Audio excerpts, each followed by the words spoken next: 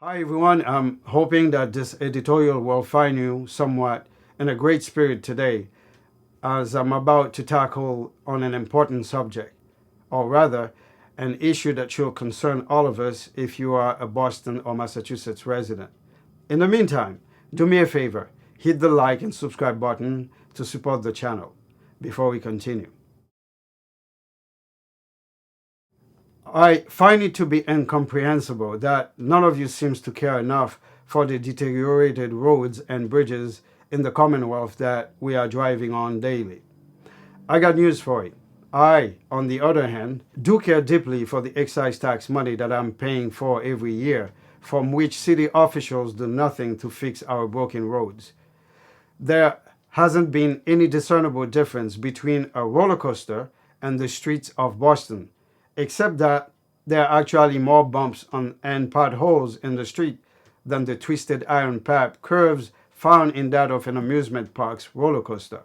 It used to be that city officials or the system usually neglect to maintain the streets in unfavorable areas, but for the past 3 years or so, the streets everywhere in the greater Boston area are deteriorating significantly in quick succession. Island Ave in Somerville, Hammond Street in Chestnut Hill, Blue Hill Avenue in Dudley, Washington Street going in the direction of Dudley, Kenton Ave in Milton, Granite Street in Quincy, Water Street in Quincy, Cummings Highway in Mattapan, Amor Road in Milton, Lexington Street in Charlestown, Independence Drive in West Roxbury, and the huge list goes on and on. If you were to be a pregnant woman, and I would welcome you to Massachusetts for our great hospitals, but I wouldn't advise you to drive anywhere in Boston during your pregnancy unless you want the roads to be a stimulator to an early birth delivery method of your baby. In other words, the roads are so bad that you may find yourself forcing to give birth before your due date due to their excessive bumps and holes. Potholes are everywhere that motorists are being forced to drive similarly like a snake crawling its way in a rectilinear progression. Which brings forth the following question. What does the city do with our excise tax money? I wonder if Massachusetts is the only state that came up with such a tax. The latter is supposedly to have been one that will maintain the roads and bridges conditions around the state under former Governor Michael Dukakis. Well, how many years has it been since that tax law was passed?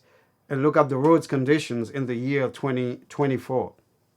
May he rest in peace.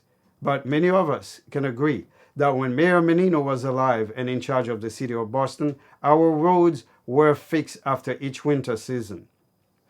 According to a New York Times article, and I quote, once Governor Michael Dukakis, who has promised to raise federal taxes only as a last resort as president, approved two measures to raise taxes in Massachusetts in an effort to balance the state's budget.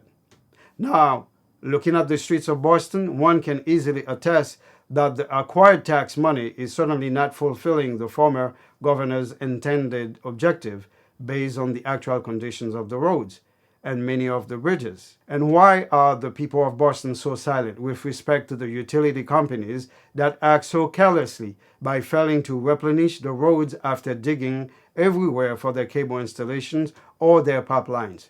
There is a multitude of logical questions that residents of Boston should be asking their political representatives before they decide to cast their votes at the voting booth. The following can easily be one of the many questions that residents can ask their political candidates who are seeking re-election or first-time runners for that matter. The first question can be, why is there a sales tax and an excise tax when they both have to do with the same purchased vehicle? What doesn't seem to make sense is the fact that after paying the sales tax when purchasing a vehicle, the excise tax, on the other hand, is an annual occurrence where the cost usually varies based on the model and the year of the car.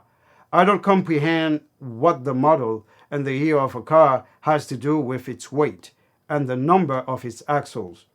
If the excise tax price was really based on the damage that the vehicle can inflict on the roads, then the brand name or the cost of the vehicle would have been insignificant in determining the tax cost.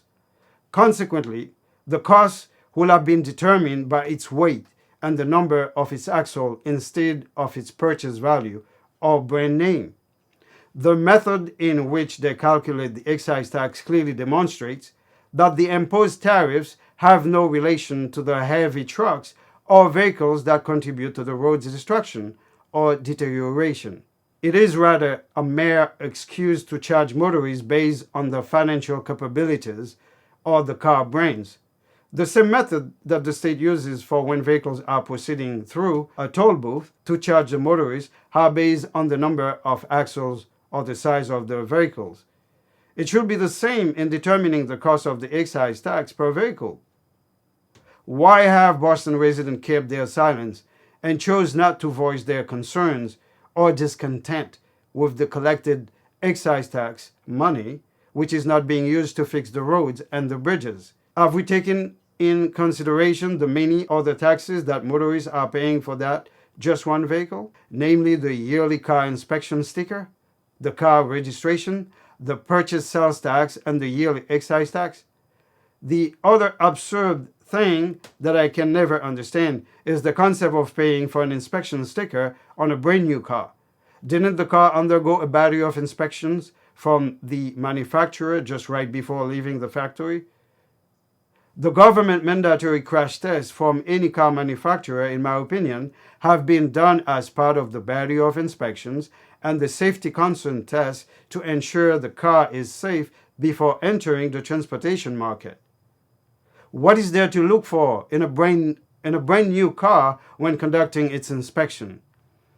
It appears that the sole purpose of having a series of taxable items placed on just one car is to unjustly twist the arms of Massachusetts motorists and make a huge profit. According to my research, when determining what is a federal excise tax, it is said that, and I quote, a federal excise tax is charged on certain goods and services by the federal government. It may or may not be included by the merchant into the price. This means that consumers don't pay these taxes directly as they would any other type of tax, such as an income tax. Federal excise taxes are commonly imposed on things like fuel, airline tickets, tobacco, and alcohol. How is an excise tax different from a sales tax, you may ask? Excise tax and sales tax are two different types of taxes. An excise tax is imposed on specific goods and is generally the responsibility of the merchant to pay to the government. The merchant, in turn, may or may not pass the tax on to the consumer by adding it into the price. A sales tax, on the other hand, is charged on almost everything and is collected from the consumer by the merchant, who passes it on to the government. The sales tax is a percentage of the price of the good or service. Excise tax are assessed by federal and state government on certain goods and services. They are paid by the merchants that sell them. Excise taxes can be a flat tax amount, known as a specific excise tax, or a percentage of the cost of the good, known as an ad valorem excise tax. They may also be limited only of the taxing authority. Business often add the cost of an excise tax directly onto the price of the tax good, so the tax is passed on to the consumer. Customer may or may not know they are paying the cost of the excise tax on top of the price of the good or service. Some companies are transparent about excise taxes though, like fuel companies. Next time you go to fill up your gas tank, take a look at the pump. The company may break down how much of the price at the pump goes toward the fuel itself versus how much you pay in taxes. Massachusetts residents should ponder on the concept of the excise tax for which they are paying their hard-earned money for, and demand that city officials take their duty responsibilities to fix the roads that are destroying our cars. All residents and voters should pressure our politicians or city officials and demand a total revision and modification of the excise tax and the inspection sticker tax imposed on motorists. There is no such thing as an inspection sticker in the state of Florida. Obviously, they know it doesn't make any logical sense for new cars. Massachusetts residents need to wake up. Utility companies that are destroying the roads should not be putting bandages on the roads by patching them up on the aftermath. They should actually be taken accountable for fixing what they have destroyed in the process of digging for their own profits. I encourage all of you to pick up the phone and call your city representatives demanding on fixing your streets and the bridges that are in endless construction phase for years. We can continue to avert our eyes and live with an individualism mindset instead of a collective idealism, just as a community should be. Not just because you have a job and the fact that you can easily afford to pay it means you should pay for a tax that is not being used for what it is intended. You and I are being affected by the broken roads and bridges as they are destroying our vehicles. Don't forget to hit the subscribe button and please share the link with others. For On Camera, I'm with Mac Below. Until the next time.